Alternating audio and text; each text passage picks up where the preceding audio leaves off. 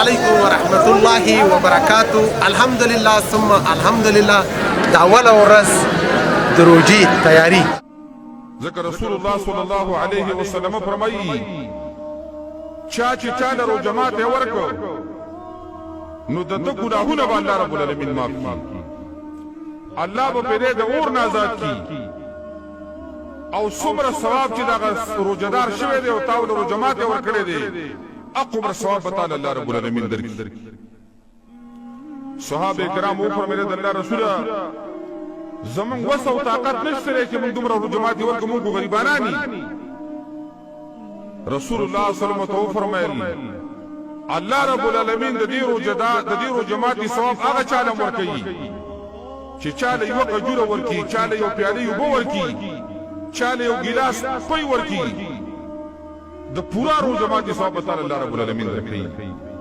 غریب مسکینی په 200 روپۍ باندې په 300 روپۍ باندې کیلو کجوره ده، یو مسکین له اخلاق جماعت له اخلاق مدرسې له اخلاق ستا په دې جماعت باندې چې کوم مسلمان جماعت وکړو دا الله رسول فرمایي ګناهونه به الله معاف کړي، د اور نه به الله آزاد کړي، څومره ثواب چې هغه د روژې د کوم اجر به تعالی الله رب العالمین درکړي.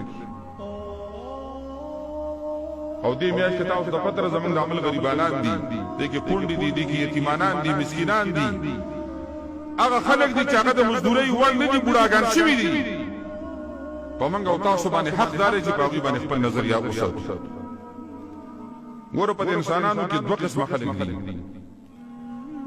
یو قسم بدبخته خلک دا دي چې روژه راله ماله به څوک سره کړي، روژه راله ماله به څوک سره کړي، خولې وازه کړي د هر چا نه صرف سوال کې غوښتل کوي. او یو قسم مؤمنان هغه دي چې هغه خپل جیب ته لاس اچولی دی چې د رحمت او د برکت او د مغفرت میاشت ده، زه به روزانه چاله څه ورکوم، د چا به کجورې وڅکېږي، د چا به پۍ وڅکېږي. السلام علیکم ورحمت الله وبرکاته. الحمدلله ثم الحمدلله د اوله ورځ د روژې تیاری الله دې قبول کړي. عطا فاونډیشن کوشش کوي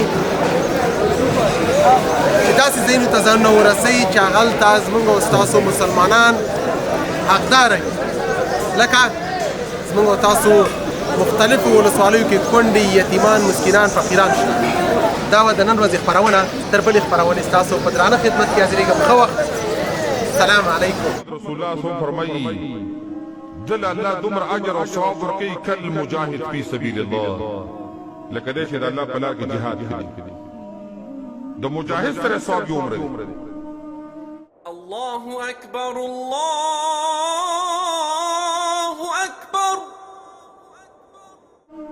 او بیا وفرمایل چې څوک د مسکین او د کونډې دپاره منډې تړلې او هلې ځلې کوي او خوراک څښاک ورکوي، د ده ثواب د هغه چا سره برابر دی چې هغه ټوله ورځ روژه او ټوله شپه تهجد کوي.